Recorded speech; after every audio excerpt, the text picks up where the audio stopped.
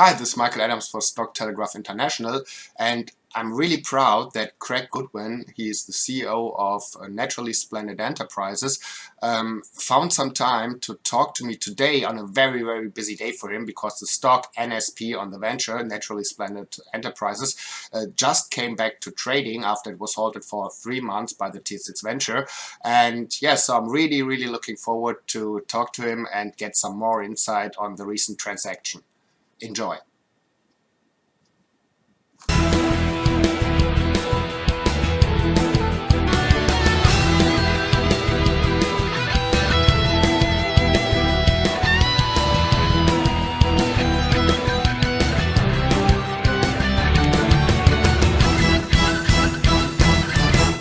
Yeah, hi Craig. Thanks for taking the time on this, I guess, really busy day for you to talk to me, give me some more information on NSP. I know that the stock is supposed to start trading again today after almost 3 months of a halt.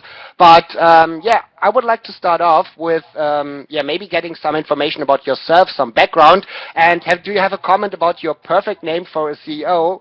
Your last name is Goodwin. Absolutely, Michael. Thank you very much for your time as well. I'm very excited on this day for Naturally Splendid. As you've indicated, we have been halted for a while. This was while the TSX venture reviewed the transaction with Boreal Technologies and Full Spectrum Labs. And I think most of the delay was in regards to their investigation and thoroughness into the cannabinoid opportunity. My particular background, I've been in the sales and marketing and branding career for almost 30 years now. I was working with the Jim Pattison Group, which is one of the largest outdoor advertising companies in the world. I was a successful executive for them. At the same time, I had raised a fair amount of venture capital, and I was able to combine both those skill sets into becoming CEO of Naturally Splendid. It's funny that you had mentioned the name Goodwin. I've done extensive business in Asia, and the name Goodwin seems to be especially popular there. That's really cool. Okay, so let's talk about NSP. That's the symbol on the TSX venture for the company. You're branding yourself as a superfood company. Could you please, in a nutshell, describe the general business idea for Naturally Splendid? Absolutely. When we first listed in 2013, we brought the industrial hemp food, which is truly a superfood, to the market. That was the qualifying transaction through an RTO of a CPC called Race Capital. We had identified hemp as a superfood. It really truly is. It has the most digestible protein of any plant on earth. It has an incredible ratio of omega-3, 6, and 9. It's non-GMO, pesticide, herbicide free. It truly is a miracle crop, and our intent is to commercialize this opportunity and get as much product out to the world as possible.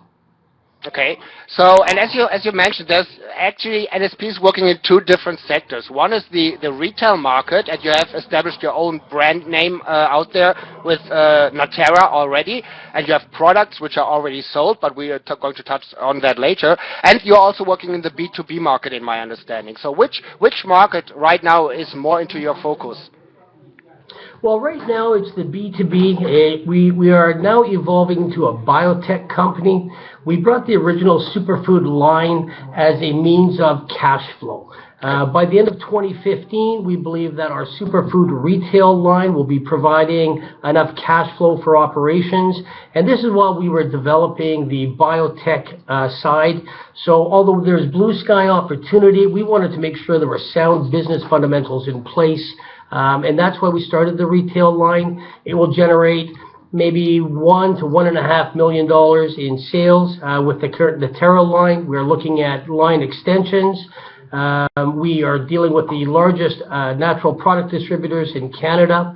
But right now, we really are focusing on our Omega technology. And this is the agreement that we made with Full Spectrum Labs and Boreal, as well as our partners at POS Biosciences, which are located on the University of Saskatchewan. We have developed a water-soluble Omega technology with Boreal, whereas we can take Omegas and turn them into water-soluble powders, which has greatly enhanced the commercial viability of these products. Okay. Yeah, and actually, I have to admit, I really like this strategy that you had focused the retail market first, because not only, as you mentioned, will give this cash flow to the company, but also you're establishing a brand out there, right? It's like not comparing you to Coca-Cola, yeah, but nobody probably would know Coca-Cola if they didn't have this brand name out there. So it should also help you on the stock side and also in your other endeavors. Okay, so I really like that strategy. So do you have any idea what the overall market potential for omega nutrition is? Absolutely. The global demand for omegas, it can be estimated between 35 and 40 billion dollars a year annually. The Okay. omega nutrition, it spans not only human consumption, both for edibles and as far as topical creams, but can also be used in pet food applications as well as feedstock or animal or food for animals that would be for human consumption. So the opportunities are endless for the omega nutrition and topical products. It's a 35 to 40 billion dollar a year opportunity, as I indicated, and our products are unique in that not only are they water soluble powder, but they're actually increased bioavailability and sustainability. Truly a differentiator in the omega game right now. Okay, and to take an educated guess, how much of a market share from this 35 to 40 billion would you like to get? Not, of course, this year, but yeah, in the future. Well, we will have omega sales this year. Of that, I'm absolutely confident. We have partnered with POS Biosciences. They are representing us globally to their 600 clients. We can estimate some of these markets. The pet food opportunity is absolutely huge. We are investigating dairy opportunities. We also are doing a pet food study currently. Any one of these opportunities would be several million dollars and upwards of that. So we have an opportunity where we have many different distribution channels, and we are now attempting to penetrate all of them. We have several presentations out. We are in current development with other companies to enhance the omega viability, and I would believe we'll have POs no later than the third quarter of 2015 and possibly a lot sooner. Okay, let me ask you, because I have two dogs myself, right? I love them. It's Liberty and Sunshine. That's their names. Let me ask you a question. So this pet nutrition stuff, is that more for animals that will then be slaughtered and it makes better food for the humans? Or is it really for, let's say, the pets, which, like my dogs or my cats? Or is it both? Sure. You know what? It's both. And Okay. the opportunity is for pets. The omegas react similar to as they do with humans. It's an anti-inflammatory product. It's absolutely essential for optimum health, whether it's humans or pets. In fact, omega nutrition is the #1 supplement in the world.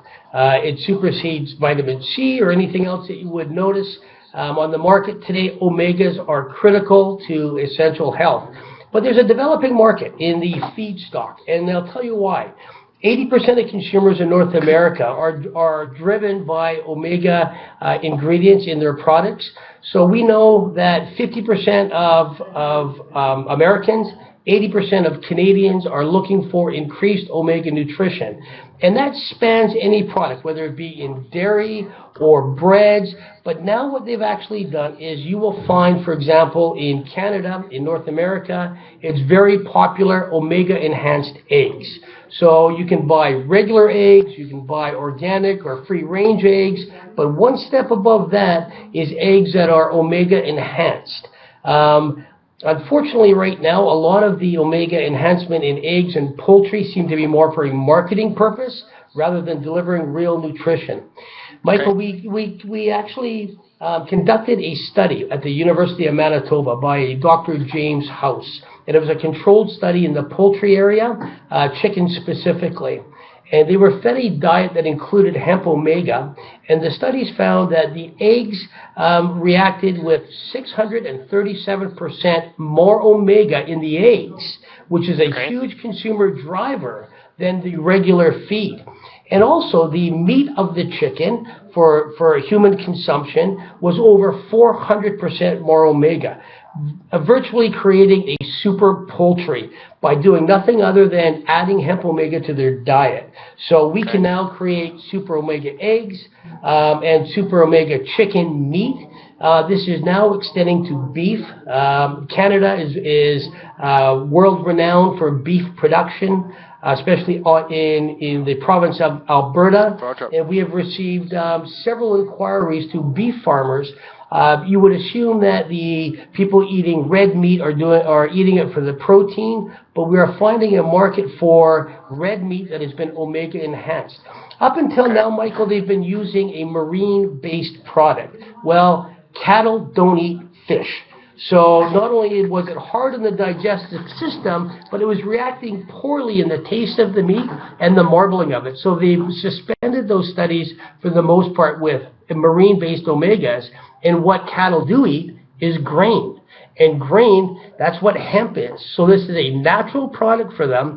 We hope to begin studies in the cattle area. We are negotiating with a number of companies right now.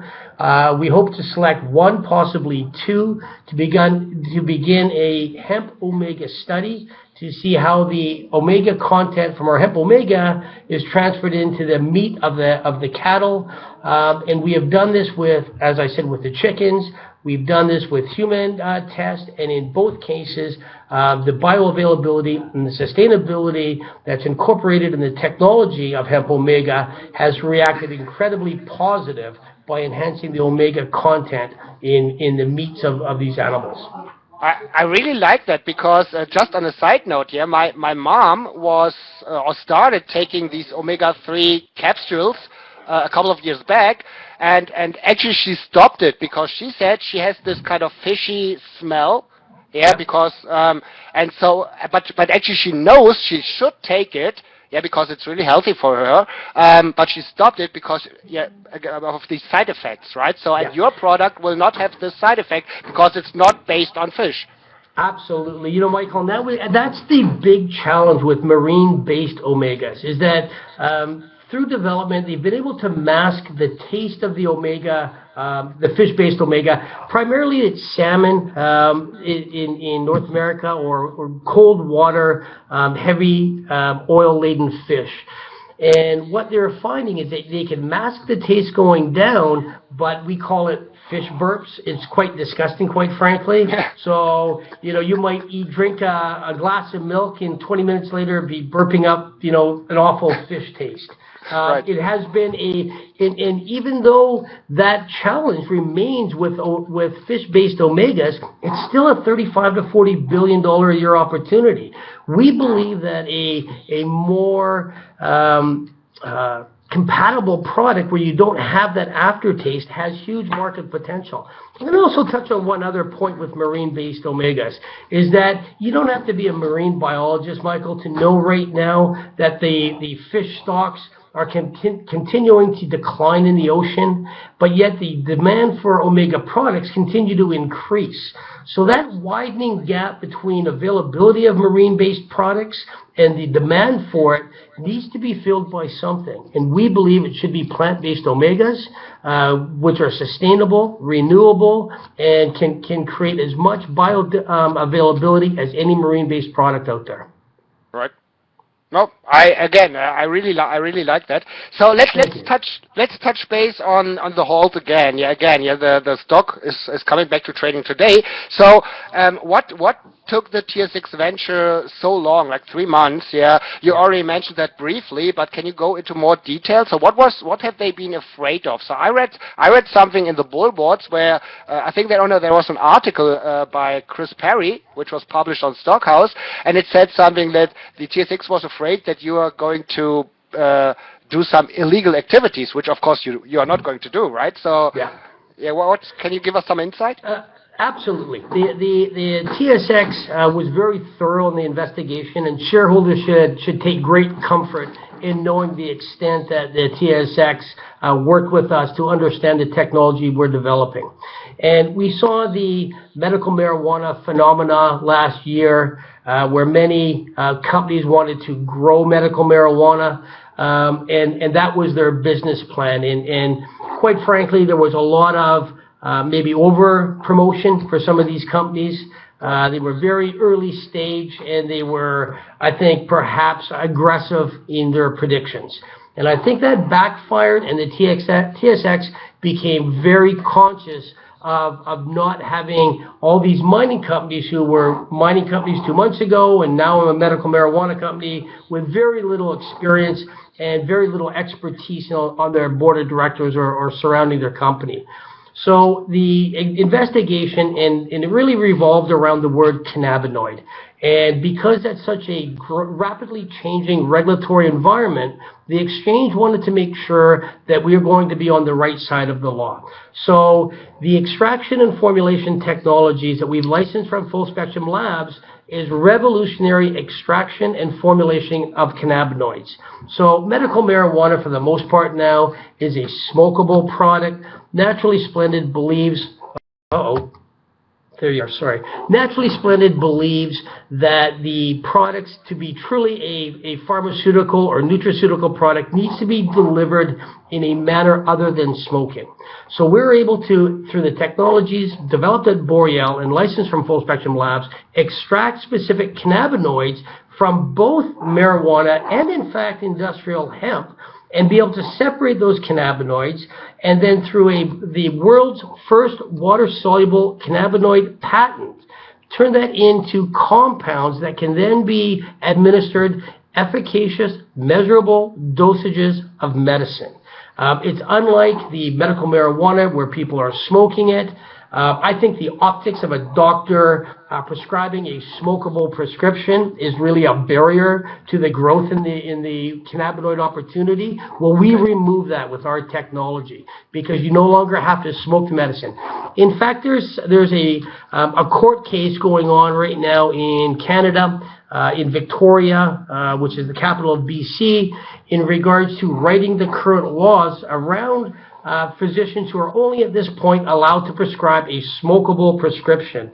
And the Health Canada is now under pressure to develop new laws to accept cannabinoid extraction, so companies like Naturally Splendid can now deliver medicine that patients don't have to smoke.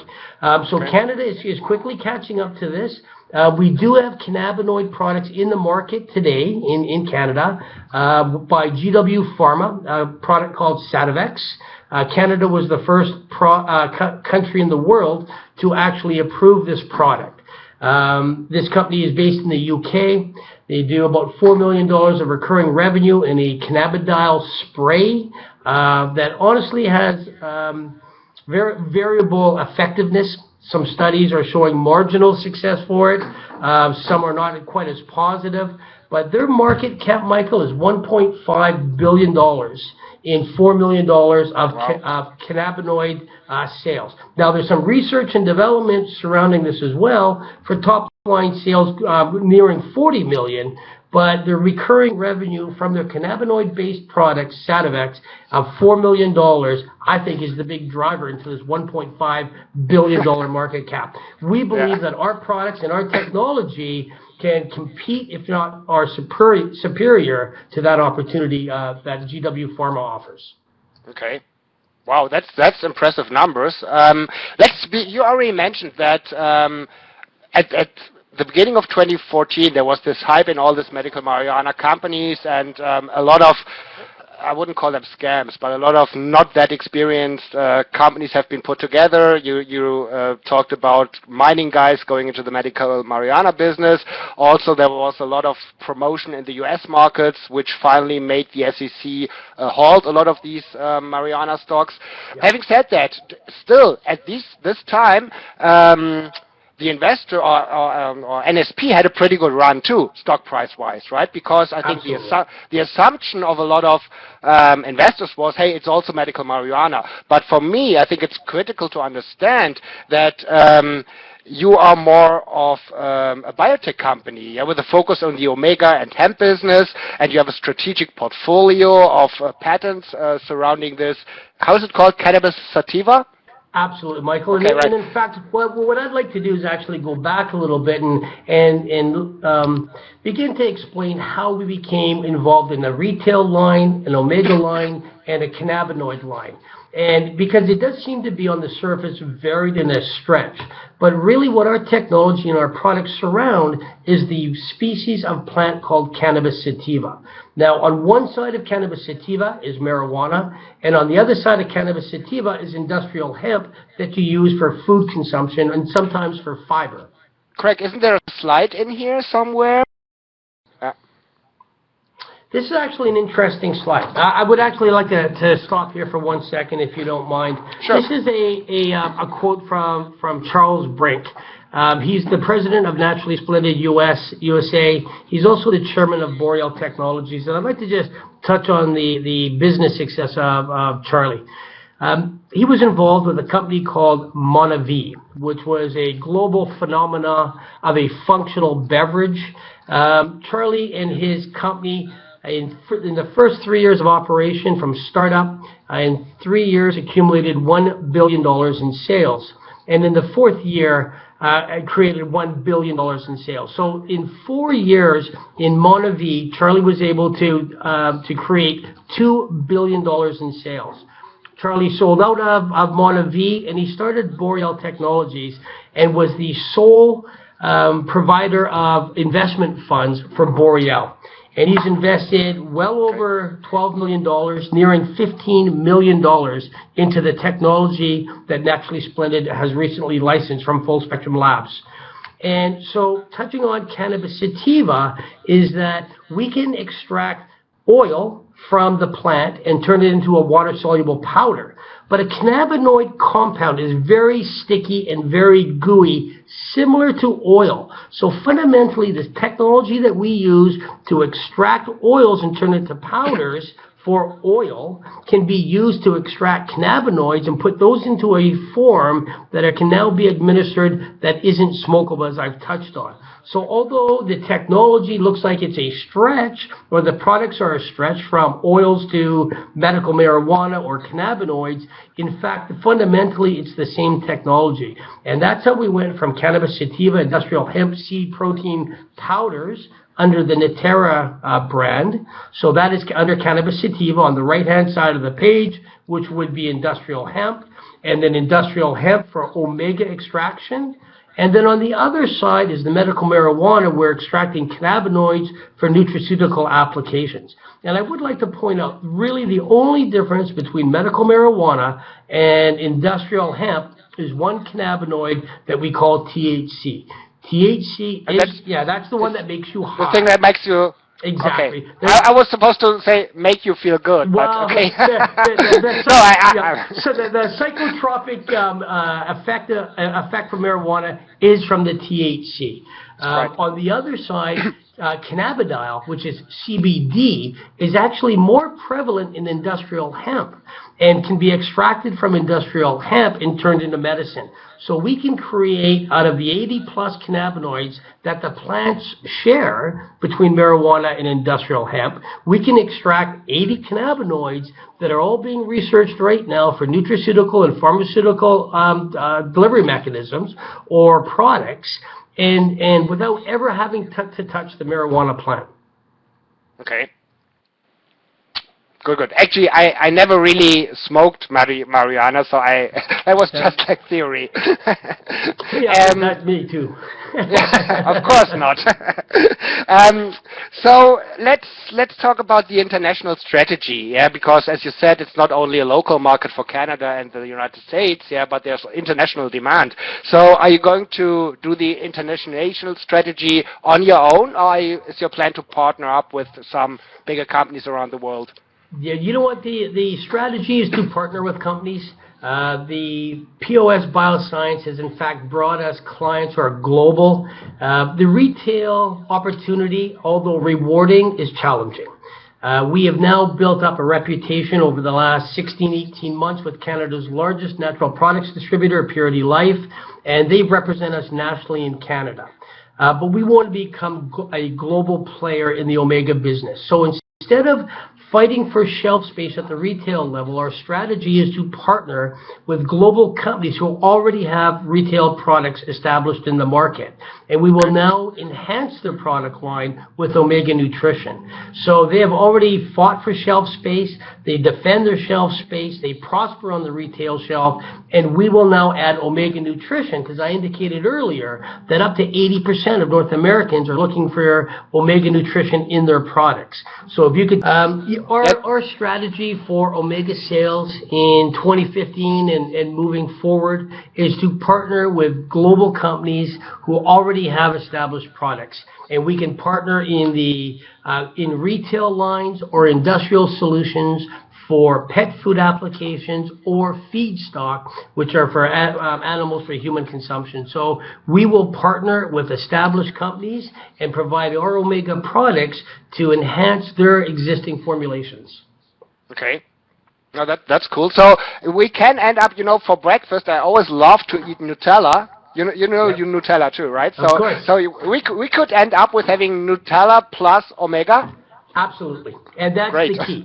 So you can have a product, as Nutella, and now have it Omega enhanced. We did an extrapolation, for example, the Canadian dairy opportunity, and we've worked backwards. If we had 1% of the liquid dairy market, and we had it enhanced with our hemp Omega or other Omega formulations, it could result in $5 to $7 million of top-line sales in Naturally Splendid. We know that the dairy markets are enhancing cheeses and yogurts with Omega Nutrition because we understand that the very young need it for brain development and the elderly need it for continued brain health, because your brain is made up mostly of fats, and the omegas keep you healthy for it. So whether you're young or old, active or retired, you need Omega Nutrition for optimum health. The more you can get it in a varied amount of products or varied products, the better off you will be. So consume it in the morning in milk and dairy, breads at lunch, pastas, soups, meats, and you will be far healthier the more you include Omega Nutrition into your diet. Let me ask you a question. Is there anything like an overdose of Omega? No, not at all. Not at all. Okay. At any point, your body will expel the whatever excess there is. In fact, I don't know how to say this politely, but usually if you were to buy a bottle of vitamins and you go to the bathroom later and your urine is a different bright color, that's the nutrition not going into your body, but just being expelled. And right. That's where the magic of this technology is that because of it's a microencapsulation liposomal technology. And what that does, it creates increased bioavailability and sustainability. And in short, it's giving you maximum Omega nutrition and effectiveness. So instead of a pill that you swallow and then, you discharge it through body waste, this is actually staying in your system, and it's making you far healthier than Omega products in the market today. Okay, great. Okay, so just regarding time, I know that you're really busy today. Let's just sum up with two of my last questions. You just recently arranged a private placement for up to 1.75 million Canadian dollars at 25 cents. So how is this going, and what are you going to do with the funds? Well, Michael, you know what? We were so excited. We actually initially announced a $1.5 million private placement, non-brokered. The demand from investors was such that we increased it and actually ended up being oversubscribed to $1.81 million. Wow. And this was raised during a halt. So even though the company was halted by the exchange while they reviewed the cannabinoid licensing technology that we are buying, the investment appetite was such that they were still investing in the company. And I believe it for this reason, is that we saw the medical marijuana phenomena of last year. And we know that there is a huge investor base that would like to invest into this space. And it was just random picking companies.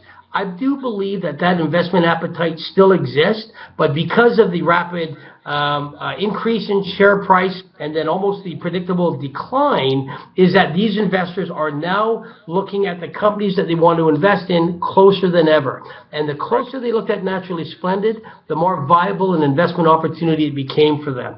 So where there are many medical marijuana companies out there, Naturally Splendid is one of the only companies bringing real science and technology to this opportunity. So that answers the second part of the question. What are we doing with the money? We have bought the technology. We licensed it from Full Spectrum Labs, and we've made a payment to Charlie Brink and his company Boreal Technologies that allows us to license cannabinoids internationally. And in fact, we now own the patents to the Omega technology. So Naturally Splendid bought IP in the Omega technology category, and we have licensed the cannabinoid opportunity globally. So that's where the bulk of the money went, about $600,000 of it. The balance of it is used for operation and to expand retail distribution. Yeah. And as you said, actually, that was like this technology and your partnership, yeah, and then the quality of the technology, the patents, and also the management and board members. That's what attracted me to the company. And I was waiting to introduce NSP to my subscribers and my viewers until the stock is coming back to trading, right? So, which is today. So, okay. So, last question on my end. Where do you see NSP in, let's say, 3 to 5 years? Yeah, are you a big producer, or will a major company like Nestle or something like that buy you out? You know, the 2014 was the year of heavy lifting for Naturally Splendid. We developed technologies in Omega and cannabinoid. 2015, we began to see sales on the retail side, and we will see sales on the industrial solution, Omega, and cannabinoid opportunity. Moving forward after that, I do believe we will get inquiries as far as a takeover, but I think Naturally Splendid will prosper in purchase orders. First in the Omega opportunity, because that is a $40 billion global market with very little regulatory roadblocks.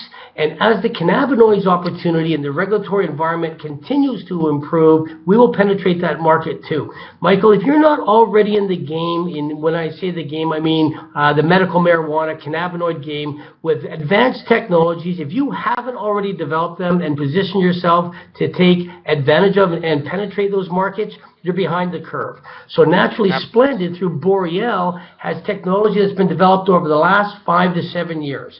We have a better grasp of the regulatory challenges. We understand how to work on the right side of the law, developing efficacious, measurable dosages of medicine, getting it out of that smokable, bad stigma, to smoke marijuana for a prescription. So we will differentiate ourselves, and investors, I believe, will support a company that is being able to provide medicine in the best possible manner. And I do want to touch on one last thing, and thank you very much for your consideration as we become trading. And I know we're running out of time. I do want to encourage your listeners to go to our website and look at our board of directors and our advisory board. You will find a world-class management team, and we all know with a company that is in the growth stage of Naturally Splendid is right now, that the real strength in it is the people who are running it. And I will put our board of directors and our advisory board up against any company in the world.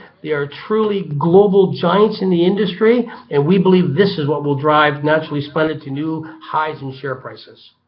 Okay, great. So I know we could talk for probably another 2 or 3 hours. I'm so fascinated from this opportunity, right? And I want to learn way more. And I heard that you're coming over to Toronto in a couple of days, and I will be there too. So it would be my pleasure to touch base with you again and maybe answer the rest of the questions which I have. All right. So, but I'll let you go for now. So, Craig, thank you very much again, and let's touch base soon. Michael, I want to thank you for your time as well, and I look forward to seeing you in Toronto. Cheers. Bye for now.